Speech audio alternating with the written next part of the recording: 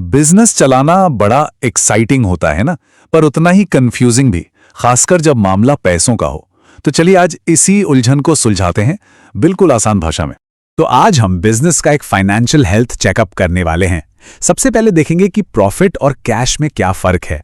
फिर बात करेंगे बिजनेस की 3 सबसे जरूरी फाइनेंशियल स्टोरीज की। इसके बाद हम 3 वाइटल साइंस यानी प्रॉफिटेबिलिटी, लिक्विडिटी और सॉल्वेंसी को समझेंगे।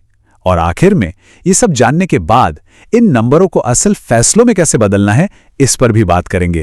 अच्छा, तो सबसे पहले उस प्रॉब्लम की बात करते हैं जो शायद सबसे कॉमन है। सेल्स तो खूब हो रही हैं, पर बैंक अकाउंट खाली का खाली। पैसा जा कहाँ रहा है? ये एक ऐसी पहेली है जिससे ज्यादातर बिजनेस ओनर्स जूझते हैं। और लेजर लैब्स का ये कोड तो इस बात को एकदम पक्का कर देता है कि कोई भी बिजनेस कागज पर यानी इनकम स्टेटमेंट पर तो प्रॉफिट में दिख सकता है, लेकिन असल में उसके पास बिल भरने तक के पैसे ना हो, ये बिल्कुल मुमकिन है। और ये तस्वीर बिल्कुल वही फीलिंग दिखा रही है, वो गायब होते पैसे वाली फ्रस्ट्रेशन। सेल्स के नंबर ऊपर जा रहे हैं, लेकिन बैंक्स में कैश दिख ही नहीं रहा, मानो हवा में उड़ गया हो। तो सवाल ये है कि इस पहेली को सुलझाएं कैसे। चलिए अब उन टूल्स पर नजर डालते हैं जो बिजनेस के मेडिकल चार्ट्स की तरह हैं। ये हमें बताते हैं कि असल में पैसा आ कहां से रहा है और जा कहां रहा है। इसे समझने का एक बहुत ही सिंपल तरीका है। जो प्रॉफिट एंड लॉस स्टेटमेंट होता है यानी P&L, वो एक मूवी की तरह है। ये एक पूरे पीरियड में बिजनेस ने कैसा परफॉर्म किया ये दिखाता है। और दूसरी तरफ है बैलेंस शीट, जो एक स्नैपशॉट या फाइनेंशियल सेल्फी की तरह है। ये बस एक पर्टिकुलर मोमेंट पे बिजनेस की हालत क्या है ये बताती है। अब देखिए, ये तीनों फाइनेंशियल स्टेटमेंट्स एक जरूरी सवाल का जवाब देते हैं। बैलेंस शीट पूछती है मेरे बिजनेस की आज की तारीख में कीमत क्या है। इनकम स्टेटमेंट का सवाल है क्या मैंने इस दौरान पैसे कमाए। और सबसे जरूरी कैश फ्लो स्टेटमेंट का सवाल है मेरा कैश आखिर गया कहां। चलिए अब एक एक करके इन वाइटल साइंस को चेक करते हैं। सबसे पहला और सबसे बुनियादी सवाल, क्या बिजनेस सच में पैसा बना रहा है? मतलब उसकी प्रॉफिटेबिलिटी कैसी है? इसे नापने का एक तरीका है ग्रॉस प्रॉफिट मार्जिन। यह सीधा सा हिसाब है कि जो भी सामान बेचा उसकी सीधी लागत निकालने के बाद कितना पैसा बचा। यह हमें बताता है कि बिजनेस अपने कोर प्रोडक्ट या सर्विस से कितनी कुशलता से पैसा कमा रहा है। जैसे इस बेकरी का उदाहरण लेते हैं, 60% का ग्रॉस मार्जिन।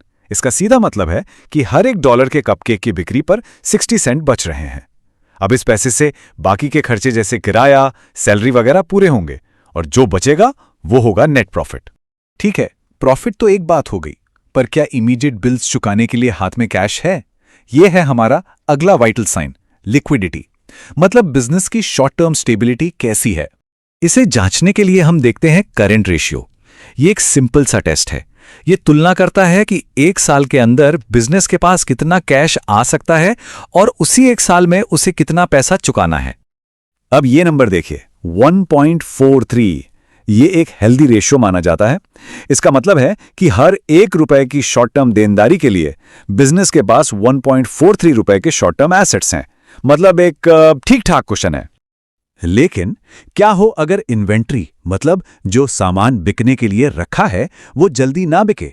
यहीं पर आता है क्विक रेशियो। इसे एसिड टेस्ट भी कहते हैं क्योंकि ये ज्यादा सख्त है। ये इन्वेंट्री को हटाकर हिसाब लगाता है। ये एक तरह से वर्स्ट केस सिनेरियो दिखाता है। और अब देखिए तस्वीर कैसे बदल गई। 0.86। इसका मतलब है कि इन्वेंट्री बेचे बिना हर ₹1 के कर्ज के लिए बिजनेस के पास सिर्फ 86 पैसे हैं। अचानक से वो हेल्दी पिक्चर थोड़ी रिस्की दिखने लगी। ये दिखाता है कि बिजनेस अपनी इन्वेंट्री बेचने पर कितना ज्यादा निर्भर है। अच्छा, शॉर्ट टर्म की बात तो हो गई, अब थोड़ा जूम आउट करते हैं और लॉन्ग टर्म स्टेबिलिटी देखते हैं। क्या ये बिजनेस लंबी रेस का घोड़ा है? इसकी नींव कितनी मजबूत है? ये है हमारा अगला वाइटल साइन, सॉल्वेंसी। इसे जानने के लिए हम देखते हैं डेट टू इक्विटी रेशियो। ये रेशियो बताता है कि बिजनेस में लगा पैसा उधार का कितना है और मालिकों का अपना कितना। सीधी सी बात है, जितना ज्यादा उधार उतना ही ज्यादा फाइनेंशियल रिस्क। अब 2.0 का ये रेशियो ये काफी हाई है। ये एक चेतावनी की तरह है। इसका मतलब है कि बिजनेस में मालिकों के लगाए हर ₹1 के मुकाबले ₹2 का कर्ज है।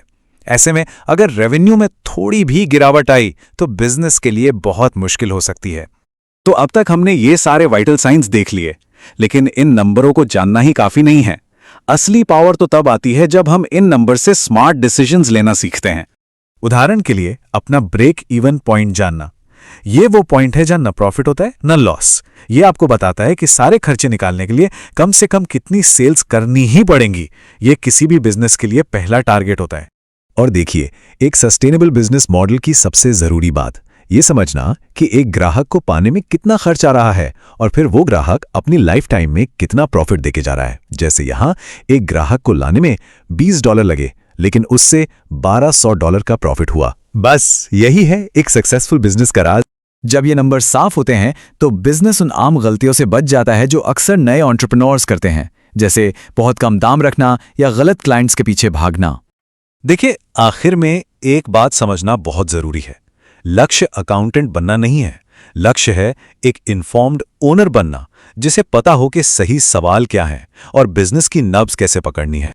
तो इस हेल्थ चेकअप के बाद एक सवाल खुद से पूछना बनता है, वो कौन सा एक वाइटल साइन है जिस पर किसी भी बिजनेस को सबसे पहले ध्यान देने की जरूरत है राइट नाउ। इस पर सोचिएगा जरूर।